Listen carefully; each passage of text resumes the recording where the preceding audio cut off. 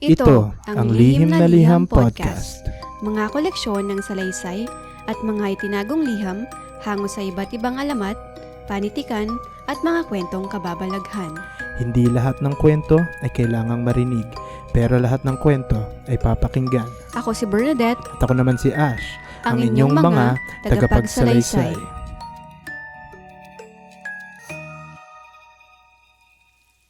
Ayan, welcome po sa fourth episode na ng Lihim na Liham Podcast. At ang topic natin ngayon ay Third Eye. So, ano nga ba talaga ang Third Eye, Bernadette? Pag pinag-uusapan ng third eye, agad na isipin ng tao nakakita ng multo. Actually, ako rin. Yan din yung pagkakaalam ko sa Third Eye. Di ba? Ano bang alam natin? Yun lang din naman alam natin. Pero hindi lang pala yun ang nagagawa ng isang taong may Third Eye. Nakaramdam rin sila ng energies o chakras ng mga tao.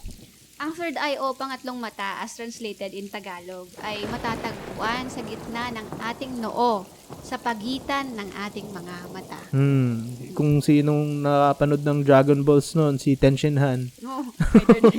May reference tayo. Ganyan na tayo katanda. So, pakitingin, Bernadette. Bakit sinasabi yung age natin? Tingnan mo, Bernadette, kung meron sa akin. Para kasing may nakita akong multo kanina sa Pimple yung nakita mo. Hindi, mas malaki doon. Parang kasing may nakita akong multo doon sa sa palengke kanina. May utang sa akin. Ngayon lang nagpakita. Ngayon ko lang nakita. Sa palengke? Oo, nandun sa palengke. Grabe yun. Buti pa nga yung multo nagpaparamdam. Pero yung mga may utang sa atin, talaga hindi ayaw. Oo. Pero ito nga. Ang ibang tawag nga raw sa third eye ay psychic eye or spiritual eye. Dahil nakikita at nararamdaman mo ang enerhiya ng mga tao, pati na hayop, at ang nakakatakot pa, pati mga espiritu. Nakikita ng third eye yung hindi nakikita ng physical na mata. Yeah, sabi dito, marami rin daw benefits ng third eye. You will have a deeper connection with the world and with yourself. Nakaka-strengthen daw siya ng intuition, imagination, decisiveness, mental expression, concentration, at marami pang ibang shon-shon. Wow, grabe naman yan. Parang maganda pala magka-third eye. Sige, be careful what you wish for. Oh my gosh, no! Eto pa, sabi doon sa nabasa ko, lahat raw ng tao actually may third eye. Iba-ibang level o lakas lang raw. Paano ba buksan ng third eye? So sa mga gustong buksan yung sa kanila, bahala kayo dyan. Pero eto, sabi ng isang spiritual expert na si Candice Covington, nakaka-apekto rin daw ang diet sa pag-open ng third eye. Pwede rin mag-try ng essential oils at sari-saring practices tulad ng pagsa-sun gazing at meditation. Ano namang klaseng diet kaya yun? Google na lang natin. Yeah. Oo. So, pwede ba nating isara ang third eye? Oo, sabi dito, you can close it by grounding yourself. Ibig sabihin ng grounding ay magpahinga, connect with nature, mag-exercise, gano'n. Nakakatulong din daw ang pagbabawas ng ng electronics para ma-close ang third eye. So, kino-close lang daw ang third eye kapag overwhelming na yung energy at kailangan na magpahinga. Oh, so pwede pala i-close. Pero kahit pwede, ayokong buksan yung akin. Ako rin. Diyos ko. O siya. Sige, pakinggan na natin ang liham mula kay AJ. Hello po. Tawagin nyo na lang akong AJ. Tagalawag, Ilocos Norte po ako pero ngayon ay nasa Canada na nagtatrabaho. Gusto ko lang po sanang ikwento sa inyo yung story ko tungkol sa kung paano ko nalamang may third eye ako. High school po ata ako nung nalaman ko. May field trip po kasi kami noon. Nakalimutan ko na kung saan pero ang alam ko sa Ilocos lang din yun. Kasama ko yung pinsan ko na sa ibang section at iba pang mga kaklase namin. Bale, 2 bus po kami pero nagpasya kami ng pinsan ko na magtabi na lang sa isang bus.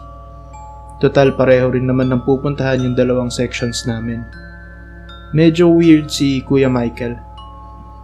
Hindi kami masyadong close noon kasi hindi naman kami nakakapaglaro ng madalas nung bata kami. Madalang kasi siya lumabas ng bahay nila. Simula nung gabi na naglaro kami ng tagu-taguan sa labas ng bahay ay hindi na siya nakipaglaro uli. Hindi ko pa alam noon kung bakit pero sinabi niya sa akin yung dahilan during the field trip. Mag-aalas 7 na yon nung pauwi kami galing sa trip. Nauna na yung isang bus at medyo malayo na sa amin. Palubog na ang araw at dun lang kami nag-usap ni Kuya Michael. Tinanong ko siya kung bakit ang tahimik niya at hindi siya umiimik. Sobrang ingay nun sa loob ng bus dahil nagtatawanan yung mga kaklase namin. Sabi niya kanina pa raw kasi siya hindi mapakali. Parang sobrang tao sa bus, sabi niya. Nag-head count kami bago sumakay ng bus kaya malamang tama ang bilang ng estudyante sa loob. Sabi niya may ekstrang isang bata.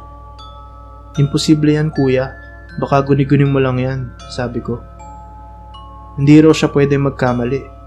Sa bagay, ako ang nakisakay sa section nila kaya kilala dapat ni kuya lahat ng tao sa loob ng bus. Bigla siyang nagtanong sa akin, naniniwala ka ba sa multo? Sabi niya.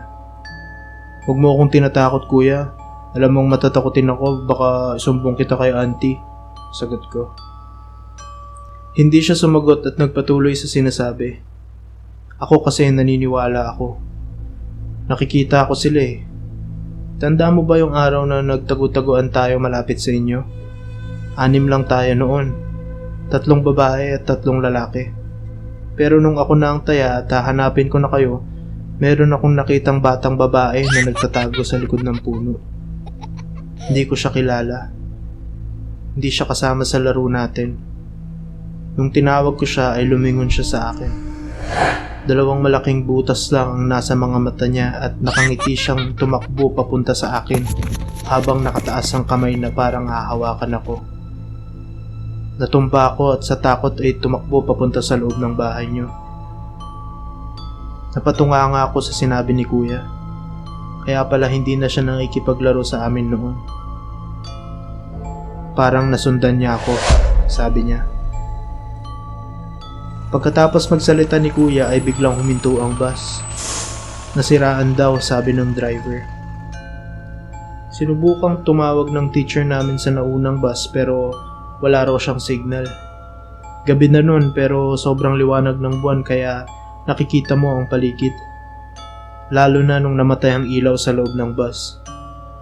Sa kaliwa namin ay isang malawak na palayan at sa kanan naman ay merong isang malaking bahay. Parang mansyon sa laki at sobrang luwang ng hardin sa harapan. Pero mukhang luma na at abandonado ang mansyon na ito.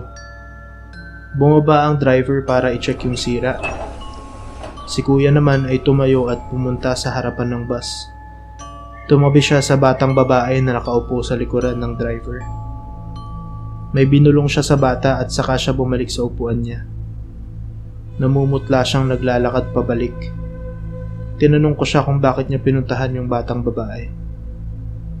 Nakikita mo rin siya? Tanong niya. Kung ganun, huwag kang lilingon sa kanan. Dagdag niya. Lumingon ako at doon ko nakita kung anong kinakatakot niya. Sa liwanag ng buwan ay nakita ko silang lahat. Mga tao. Maraming tao. Tumatakbo papunta sa bus namin. Kulang sa 30 siguro ang bilang nilang lahat. Habang papalapit sila ng papalapit, ay nakikita ko sila ng mas klaro. Sarit-sari ang mga suot nila. May mga babae, lalaki, matanda at bata. Iba't ibang klase ng tao. Pero iisa lang ang itsura nila. Lahat ay walang mga mata at abot tenga ang mga ngiti. Lahat sila nakataas ang kamay na parang sinasabing, hintayin sila at wag munang umalis ang bus. Pumikit ako sa takot at yumakap kay Kuya Michael nang bigla na lang siyang sumigaw. Bumaba ka na! Sabi niya. Lumingon ako sa harap at dahan-dahang bumaba ang batang babae. Bago siya bumaba ay lumingon muna siya sa amin ni Kuya at doon ko nakita ng malapitan ang nakakatakot niyang muka. Umakyat na ang driver at pinaandar na ang bus.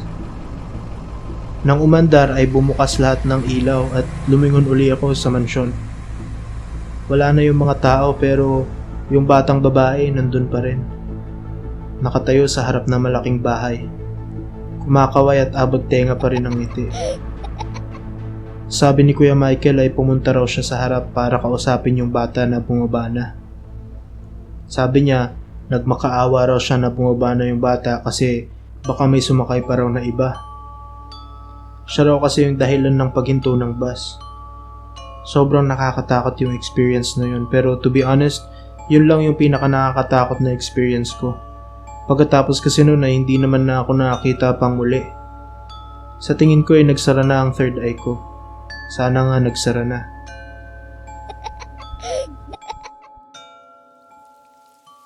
Uy, nakakaloka naman yung walang mata tapos abot tenga yung ngiti. Yeah. Napaka-creepy. Baka mabaliw ako kung ganyan lagi kong nakikita.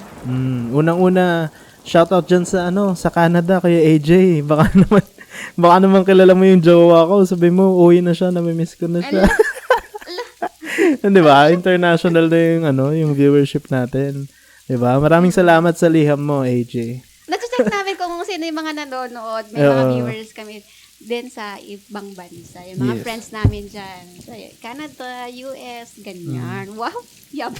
Kala mo naman madami yung view. Miss yung International. Pero lumalab live ka sa podcast, ah. Mm. Pero oo nga, umuwi ka na kasi, Charlemagne, kasi mukhang dry na si Ashley. Uy. Charot lang. Huwag ganyan, no? Wholesome tayo dito. Anyway, sa mga gustong buksan yung third eye nila, mag-isip muna kayo. Itulog nyo muna, baka matulad kayo kay AJ at Michael, tapos magsisi kayo sa huli, diba?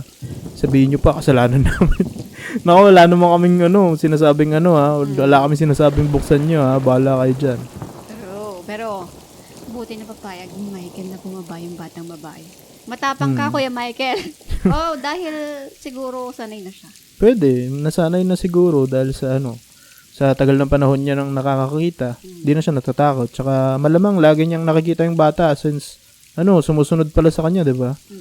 Nakakatakot yung liham ni AJ, Na-imagine ko kasi habang binabasa, pero may tanong ako sa iyo, AJ.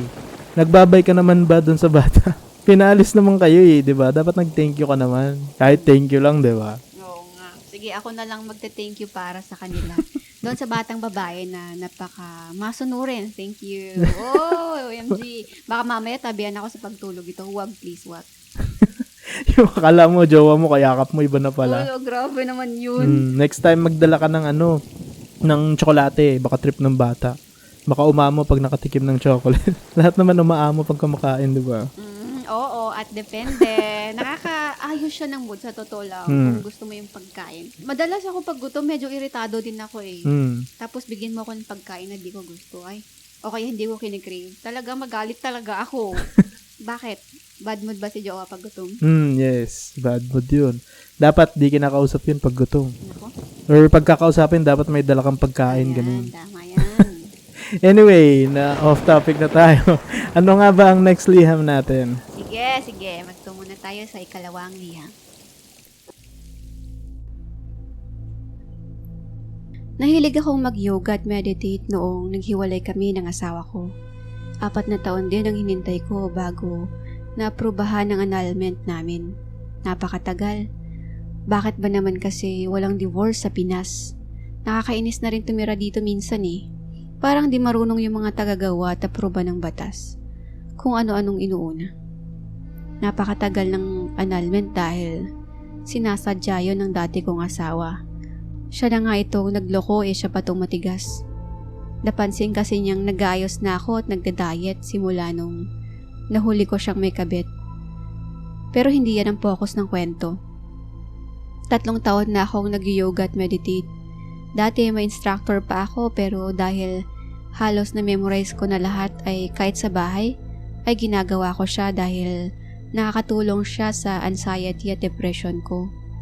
Clinically depressed ako pero matagal na akong tumigil uminom ng gamot simula nang nagkaroon ako ng ganitong activities.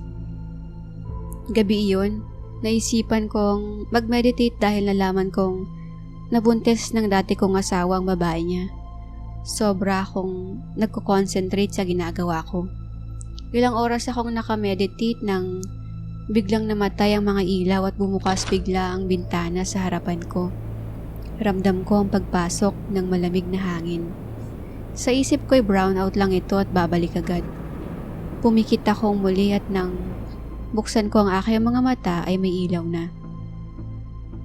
Akala ko ay nahilo lang ako sa pagkakaupo ng matagal dahil parang may aninong dumaan sa harap ko. Hinayaan ko lang iyon. Ngunit napansin kong lagi na siyang nangyayari kahit iba ang ginagawa ko. Para bang may ibang tao sa paligid ko o kaya'y may dumadaan na parang anino. Minsan ay napadaan ako sa ospital upang idaan ng regalo sa kapatid kong head nurse. Hindi pa ako nakakapasok sa loob ay para ba akong nanghihina. Hindi sa pagod, kundi dahil ang bigat ng pakiramdam ko. May mga naririnig rin ako na mahinang bulungan na napakalapit sa tenga ko pero di ko maintindihan. Nilalamig ako na para bang may nakayakap sa akin na malamig na katawan. Sobrang bigat ng pakiramdam ko at lungkot din na di ko maintindihan kung saan nanggaling. Iniwan ko na lang sa guard ang regalo at agad umalis. Nang makalayo, ay naging okay naman na ako. Pagbalik ko ng bahay ay agad akong nag-meditate. Ayos naman, wala namang ibang nangyari sa akin. Magaan ang pakiramdam ko pagkatapos pero andun pa rin ang mga nakikita kong anino na padaan-daan. Minsan ay nagayang lumabas ang mga kumare ko. Sumama ako para matanggal ang mga iniisip ko. Habang nagchisismisan ay nasabi ko sa isa naming kaibigan na mabubuntis na siya ngayong buwan dahil yun naman talaga ang hiling nilang mag-asawa. Sabi naman ng isa ay laging sumasakit ang tiyan niya, kakoy baka may ulcer siya. Pagkalipas ng ilang linggo ay nag-chat sila sa akin at parehong nagkatotoo ang aking mga sinabi. Pero sobrang common kasi ng mga ganong bagay na sabihin, kaya ayokong mag-assume ng kung ano-ano. Nakapagbasa ako dati noong nag-aaral ako ng yoga at meditation na maaari nga na mas maging aware tayo sa enerhiya ng ibang tao at maaaring makadevelop ng kakaibang abilidad. Pero nai-stress ako sa nangyayari sa akin. Di ko rin sure kung ano ba to. Nabuksan ko ba ang third eye ko o may eksplanasyon lahat ng nangyayari sa akin.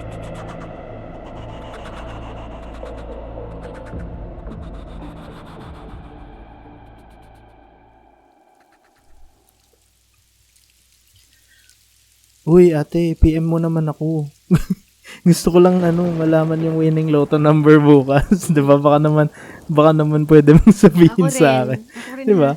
Fortune teller, ang galing na predict niya yung sakit tsaka yung nabuntis.